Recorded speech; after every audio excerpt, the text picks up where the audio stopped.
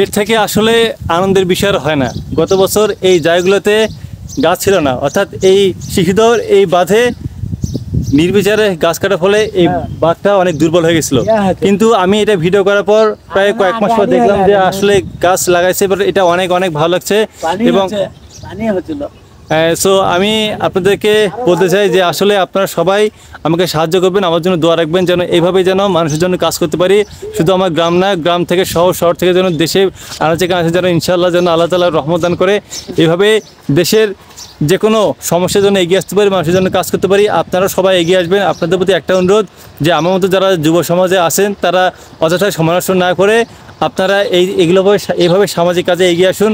গ্রামকে আরও উন্নত করার চেষ্টা করুন, শহরকে আরও যুগোপযোগী বসবাস থাকার জন্য ব্যবস্থা করুন। ইনশাল্লাহ আমরা সত্যি এগিয়ে যাব, পরিশ্রম কখনো বৃথা যায় না, একদিন একদিন সফল হবে। এই যে দেখুন কত ভালো লাগতেছে আমার এলাকার মানুষ যে রাস্তা দিয়ে হাঁটে, সেই রাস্তার মানুষ যারা এখন স্বাচ্ছন্দ্যে যাবে, এলাকার এই যে নদী এলাকায় যারা বসবাস করে তারা আরও শান্তিতে থাকতে পারবে। এই যে বাঁধটা এই জন্য গুরুত্বপূর্ণ, কারণ এখানে যখন বাঁধ হবে, এখানে যখন আপনার বন্যা যখন হবে, নদী পানি অনেক বেড়ে যাবে, তখন মানুষরা কিন্তু এই বাঁধগুলোতে আশ্রয় নেবে। এখানকার কিন্তু মানুষের থাকার জায়গাগুলো হয়। সো খুবই ভালো লাগছে। বাঁধগুলো এখন আগের থেকে অনেক শক্তিশালী হবে। এই যে দেখুন নতুন নতুন গাছ হচ্ছে।